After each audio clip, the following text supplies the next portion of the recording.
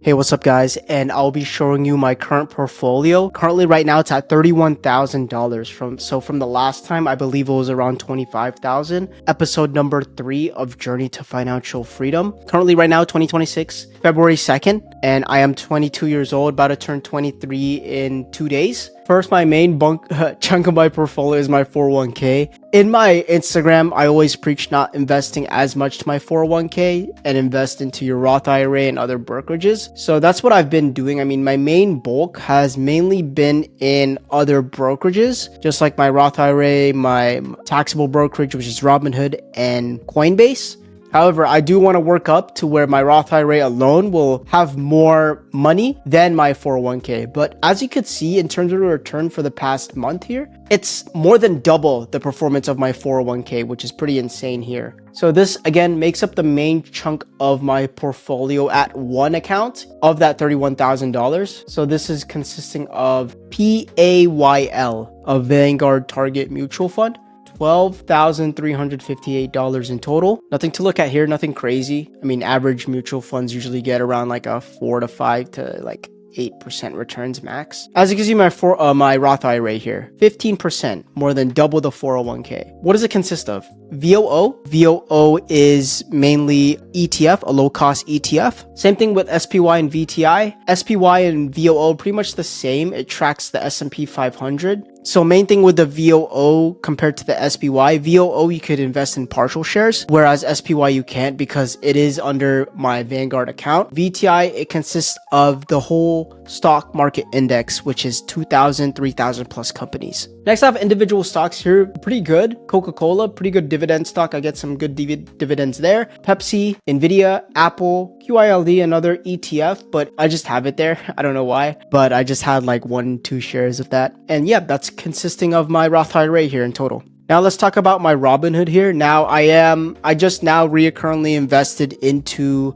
some of the holdings here. I believe I did that for QYLD. I'm putting in $50 per month into QYLD. So that's been going up since it is a good ETF dividend stock. The main thing with dividend stocks is it has a higher expense ratio, but that's fine because you're getting dividends at the end of the day. It has a higher dividend margin. So you have to consider dividend stocks as stocks that are good, but you shouldn't put everything in it since it has a high expense ratio. But for these ETFs, I try to keep my expense ratios really small so that I can maximize returns. AT&T, pretty good dividend stock as well. Coca-Cola. So you'll see a theme here. I have a few dividend stocks and a few good company stocks. I do have Bitcoin here. I just had Bitcoin laying around, but I did open a Coinbase account in which I'll update you guys on that. And then I have $2 in just like my buying power here, but everything here looks pretty good. I do say Apple has been doing pretty well in terms of returns. Not really as big, but like 1%, but if you take a look at course of a year and throughout all of my holdings, right? I've got like a 16% return out of that 1 year, which is pretty good. Total returns here, 58%. Pretty good. Wow, that's pretty good in terms of the Apple. Now, this is my company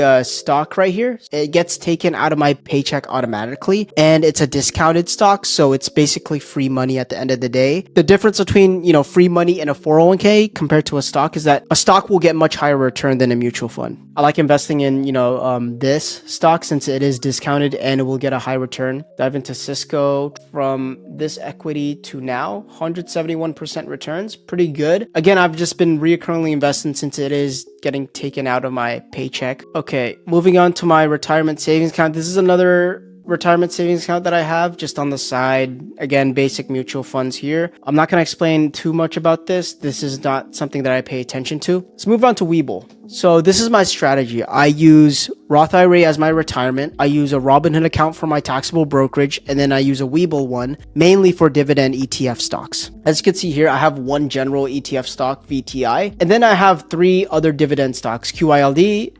SCHD, and GEPI. This will get me reoccurring investments. So these 3 are mainly dividend stocks that will pay me month over month. Over the past year, I got 190% return on this. So not too shabby here. Pretty good. All right, next is my Coinbase account. So I have Bitcoin here. It's been going down recently. Bitcoin went crazy last weekend. So this was like January 31st, February 1st. Went crazy, man. So I invested like $50 into the stock. when it went down. It's down like $9,000 right now. So I'll probably invest more into this. The main strategy here, if you see something that's discounted, like a stock going down, I usually just buy more. For example, in Bitcoin, in this case, Bitcoin, I invest more into it. And this is my stock purchase plan. Again, this is something along with my Cisco discount stock. This is something that's tied hand in hand.